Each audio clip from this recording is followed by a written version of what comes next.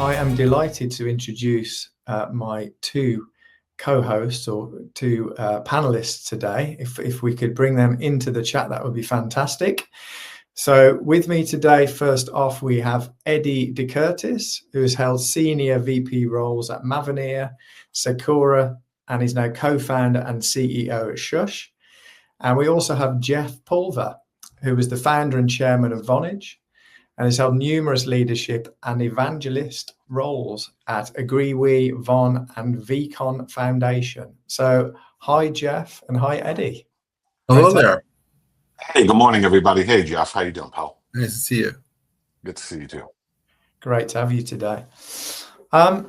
So, guys, better than probably me introducing you, I think it'd be great to hear directly from you about yourself. So Jeff, if I could start with you, tell me a little bit more about yourself in your own words, and maybe just give the listeners an overview around why SMS and network APIs serve authentication needs a bit differently. Well, I'm Jeff Pulver, and I like to help disrupt things. I like to challenge the status quo, and I don't assume the obvious is the obvious. Just because no one else has changed something doesn't mean change is necessary or is coming. And I started out getting involved 30 years ago in the telecom world with no stakes at all in telecom. And as a result of that, I created the first telephone network that ran on the internet in 1995. And it's been disruption ever since. And so since my motivation is different, I don't necessarily need business models to drive me, but really it's that inflection point of where AI can take us and what can happen. And this RCS conversation, I hosted a conference in 2015 called Vonage.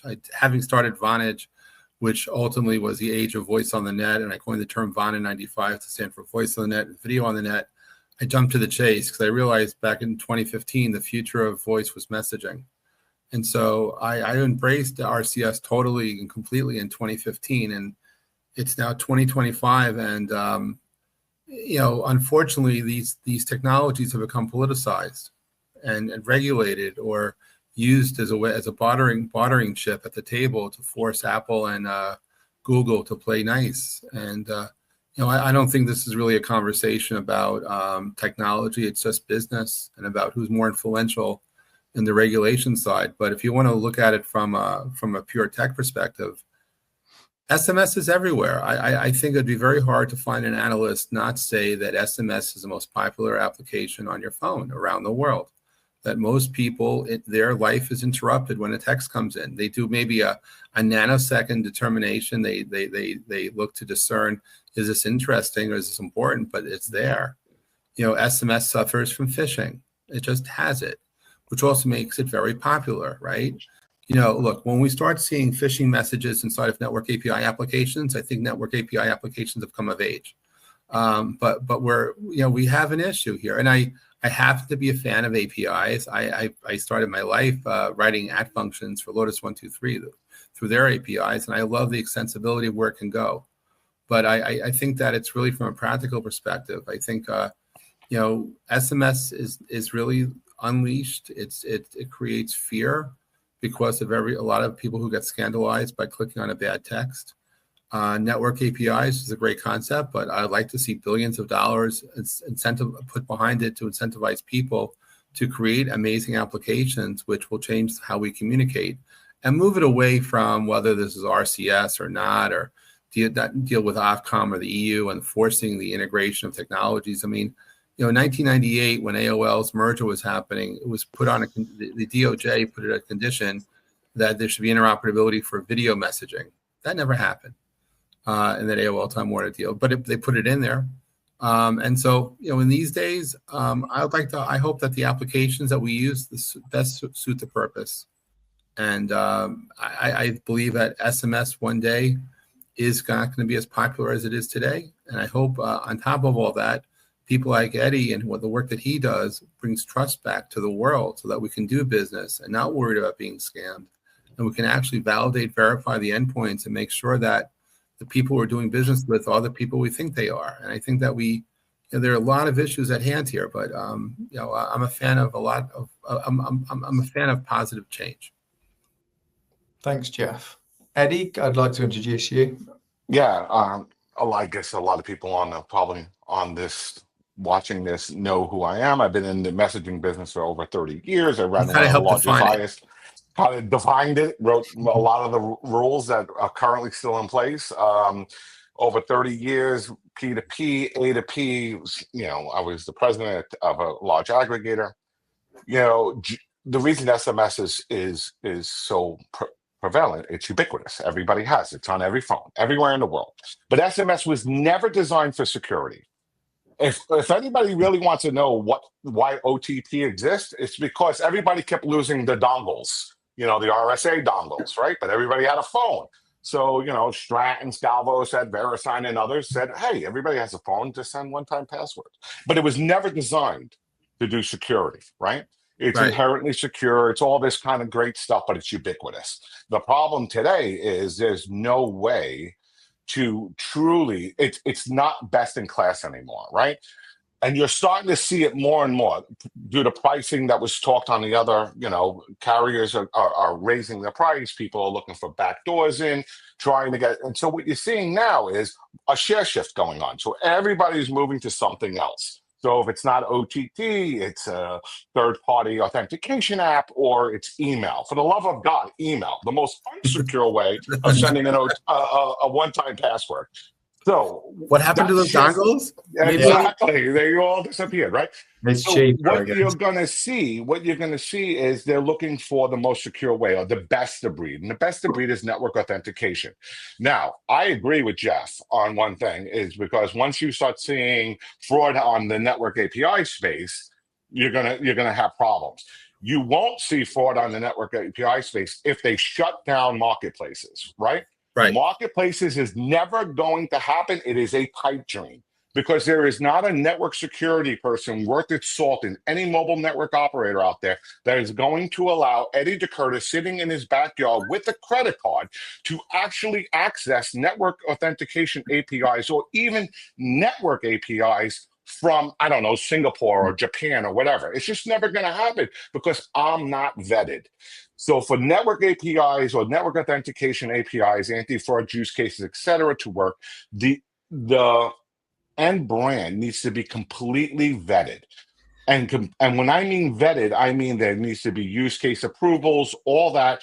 And the beauty about network authentication APIs is you're actually nothing. There's a key. There's all the security functions in it. You just don't have access to it, which is why when everybody starts talking about marketplaces, my chief product officer, John Morrow, who built this service at T-Mobile USA, we all giggle, because it's just, there's not a network security guy at any carrier that's going to allow just anybody to access CPNI data or NAI data. It's just, it's just not going to happen.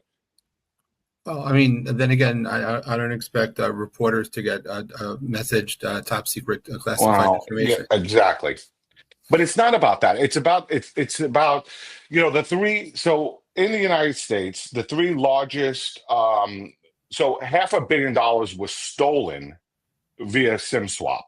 Right. A couple of weeks ago, I'm on Capitol Hill, and somebody did a SIM swap and got access to the SEC's Twitter page, or X page now, and said that Bitcoin was not going to be regulated, and Bitcoin went up $3,000 from a SIM swap. SIM swap is extremely dangerous. Wow. So, but it's not about the $500 million that was stolen. It's about the $190,000 of that woman's life savings that was stolen from a SIM swap. Now, the FCC and the regulators around the world are putting in policies that the carriers need to support SIM swap. But that's a process. And everybody on the call knows, once there's a process, there's got to be technology to do that. The only place in the world to get that information is from the mobile network. Only place. You can't, Apple doesn't have it, Google doesn't have it, nobody has it but the mobile operator. So you need the technology to expose that. Now, with that comes, that whole trusted model. Is the brand trusted to access that CPNI data of a SIM swap? Right. And that's where Shush comes in. That's where other platforms come in inside the mobile network operator to make sure that is true. But that has to happen. Financial transactions, financial transactions, banking transactions, mobile payments, any type of financial fraud, there needs to be a SIM swap check done before there's an authentication done. I mean, it's just a process that needs to take place. That's why network authentication APIs is going to be, and there's been numerous studies, but when I say it's 10x what OTP is, it's going to be 10x because they come for number verification and they stay for SIM swap. So there is actual intrinsic data that the number of transactions around network attributes is 3.2 network API calls per interaction with the mobile network, right? So that's 3.2 to 1, right? Because OTP is one and done. That's where you're moving up the value chain. Because SIM swap is never priced the same as, let's say, number verification or even silent authentication because it's a more valuable attribute. And being able to expose multiple attributes, we're up to 44, including all 6 Camara. We're certified on all 6 Camara anti-fraud use APIs today. We're adding the rest of them. I think there's an additional 15 that just were released 2 Thursdays ago. So we're adding all that. Plus, we have 37 additional ones. So the carriers can take full advantage of all these APIs. And here's the thing, that people and brands are buying. So what aggregators and brands are requesting and what they're buying, not some made up, hey, I'm a bunch of engineers sitting in a room and I think this is a good idea. One of the biggest challenges with all this is the people involved, because as Eddie was insinuating, OTP only exists because somebody said make it so, because they were sick and tired of the alternative. And if somebody goes into not T-Mobile, but someone goes into a store, I won't name a vendor, but and says to Eddie, it's still possible today to SIM swap them. That's right. It happens every day, and it happens every single day. You're 100% right, Jeff. Somebody maybe who's working in a store, maybe it's an affiliate store, but they have access to that, will come in with fake ID or pay someone a little bit of money, and all of a sudden they take their identity. And then how do you prove a negative? You can't. How do you? I've been SIM swapped. I can tell you, it's a crazy moment where you spend 8 hours in an abyss where no one trusts who you really are. I finally found someone who did, and it was scary as anything because everything is with me. And so I take the SIM swap stuff personal, but what I'm getting at is it's about people. See, it takes people to implement these technologies. It takes people to defraud. It takes people to build the solutions, and ultimately, it takes people to buy into this stuff. And so, when we look at these technologies, there's going to be an evolution of what's possible. The network APIs and Eddie's brain together provide a whole slew of next generation services that will be monetized in the decade ahead. But ultimately, we have to have the people involved who also have the same values, where they're aligned so that they don't do bad things. Because the thing is, the whole reason we have issues here is not really about the tech. It's about bad characters, bad actors, and how do we stop those people from doing bad things to the technology? And that's been our issue, I think, all along. And we'll better engineer our stuff, but we have to better vet the people that work at the endpoint, end to end, that represent the brands. But you have to take the people out of it. See, that's the point, Jeff. You have to take people out of it, because even with the process that the FCC has mandated in the United States, and you're starting to see more and more, nothing's going to stop you. Jeff, you're a rich guy. I'll walk into the store with with a stack of hundreds and tell the kid who makes $7.50 minimum wage, all right, maybe $15. Here's 10 grand. I'm Jeff Pulver. What is to stop that? So if you take the human out of it, and the use cases are beautiful and it's seamless, right? So if I log into my banking app with, let's say, number verification or what we call silent authentication, and I do a login use case, there is no interaction. It validates my SIM card against the network. So now I just proved device possession, sort of like OTP. It's the exact replacement for OTP. But before a transaction is done, I check to see if that SIM was changed, if the change date on that SIM was done. And if it was within the last 24 hours, the bank at that point, or the financial institution at that point, has an option to do what that next step is. Maybe call them, maybe require them to come into the account, into the branch to verify. Because the fraud level is so big and it's so much money, it's worth it to them to do all that, right? To drop that fraud number down exponentially and without changing the user experience, actually enhancing the user experience, because you don't got to go grab the 6-digit code that came in from the email. You don't have to do any of that. You don't have to go to a third-party authentication app. You don't have to do any of that. It's just seamless. The wheel on your app spins and you're authenticated. And that's the beauty about network APIs. And it's faster, a lot faster. It's called milliseconds, not seconds. That's amazing. So guys, this now we've got introductions out of the way, we should go to the content of the meeting. I'm kidding. This is for me super interesting, but one of the easiest panels I've had to moderate for a while. There's so much great information in there. Crazily enough, we only have another minute or two left. I'd like you guys to continue a while yet, though, so I think we can stretch it another few minutes. Just to change the conversation a bit from the enterprise perspective, because we have a few enterprises on this call. What should they look for in this kind of world, in this scenario? Should they trust one thing over another, or what advice might you give an enterprise who's looking to this? If depending upon if you're an enterprise in a regulated industry, take a look at the APIs that Eddie's been referring to. It's possible that your next generation products that you launch perhaps in 2026 can start to take advantage of the magic that's possible. If you have to go to lowest common denominator and use OTP, perhaps do a KYC function as well. So it's not just OTP. Mm-hmm. We put a set of best practices in place so that OTP is one part of it. But as Eddie was referring to, yes, the email out of sync of that, I mean, it's ridiculous stuff. All you're doing is proving you have access to an email.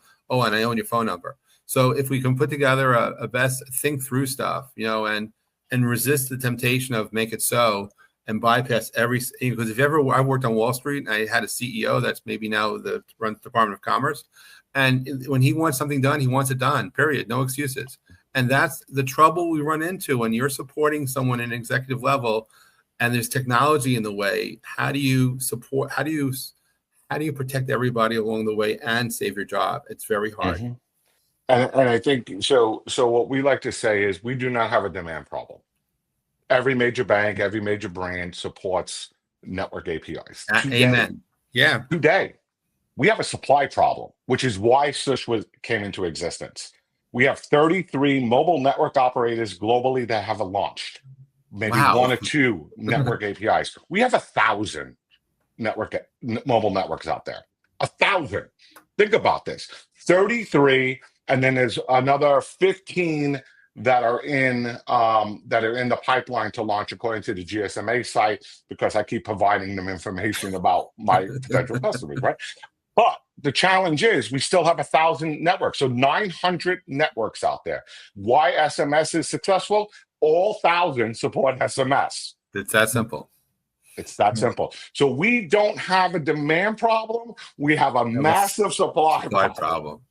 Hmm. And one of these large aggregators, their authentication business, it's $1 billion business today.